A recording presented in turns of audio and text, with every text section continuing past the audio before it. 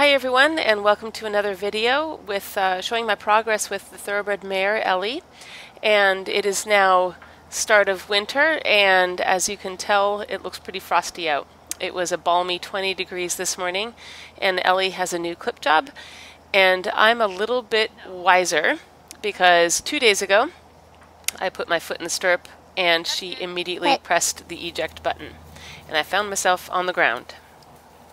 I was so surprised to find myself there just because she's been a fairly good horse personality-wise all summer long. And when winter came along, we really showed a very clear personality change. And as you can see here, she's a little more reactionary and sensitive and just a lot more horse than what I had over the summer.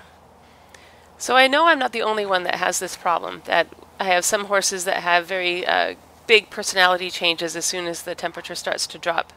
So I think this video I wanted to show you kind of my method of dealing with this situation. So I came up with a little plan with a friend of mine, Jen Verheeren, that I had a lesson with her last week, and Ellie was pretty much unrideable for the lesson. So the one thing we could do is decide on a rule that when Ellie took her attention away from me or got rude in any way, I would turn and do a 10-meter circle. So right there, I immediately start to turn and do a 10-meter circle. And this just gave her kind of something productive to do that was different than looking and spooking and jumping around, and made her life a little bit harder. She had to sit a little deeper and work a little harder as she went into her 10-meter circle. You can also see one of the barometers of Ellie's personality is her tail. And it's pretty swishy and coincides with a lot of her personality changes.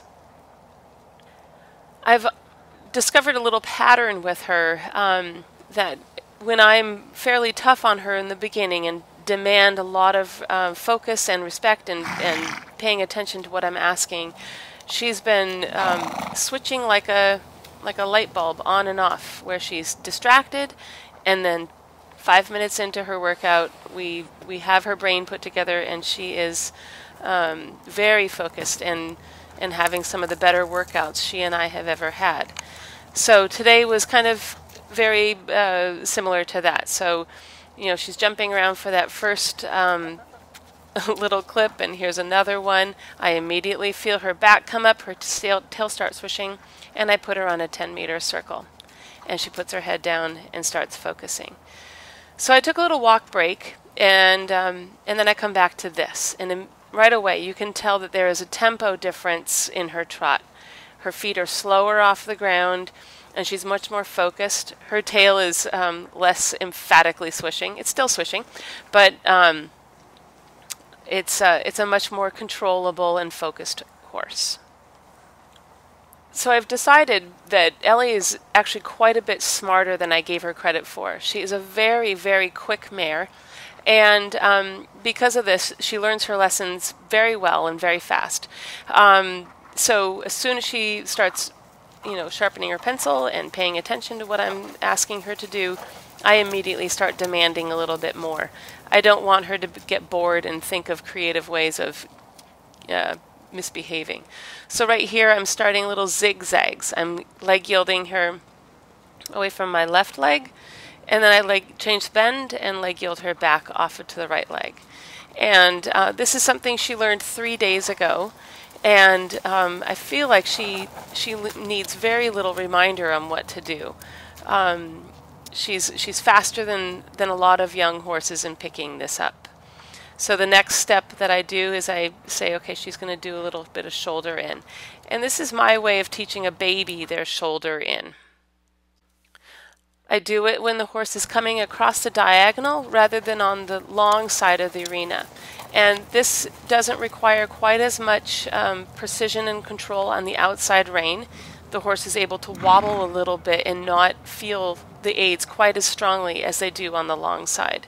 So it's a very forgiving approach to helping them understand how they need to respect the inside leg and move away from it. So right there, you could have seen, if you go back, I had kicked her 3 times and she didn't yield off of that inside leg. So I just did a little circle, aborted my plan and started again.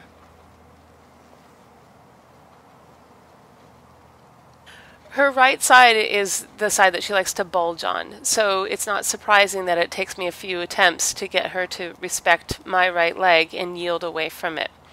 And one more time she bulged into it on the approach of this little shoulder in, and so I did a 10-meter circle to help set her up for a better success. And you can tell how my line is wandering a little bit here, but I'm still giving her those diagonal aids of my right leg, and I am doing a leading opening rein with the left hand to help her get the idea.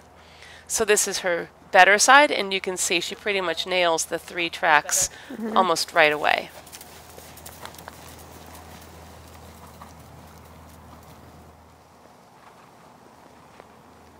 And while I really like working with Ellie's trot, I have to admit that this mare's canter is a very, very comfortable and lovely gait.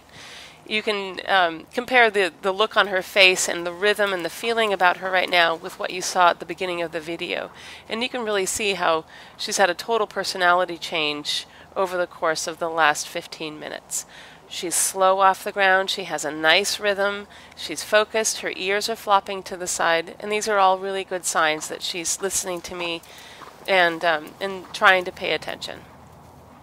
I'm always telling my students that after they canter, they should really be prepared for some of the best trot work they've had all day. The canter helps supple the horse, they articulate their hocks a little bit better and start shifting their weight to the rear, and you can often get a fabulous trot afterwards. This is Ellie's stiffer canter, and I've been toying with it recently and decided that she likes to carry her neck a little bit lower this way.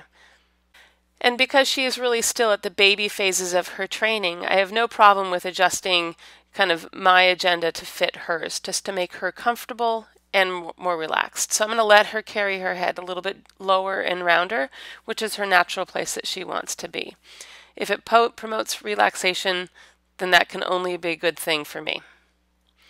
So she picks up the trot, and right away I do feel like this is one of the better trots I've had all day. She's pushing from behind. She has a fabulous rhythm.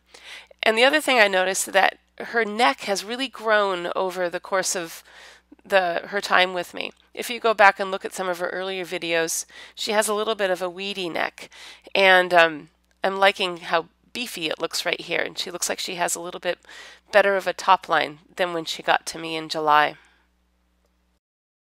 So before I quit for the day, I finished by repeating some of the lateral work exercises that I did prior to the canter work.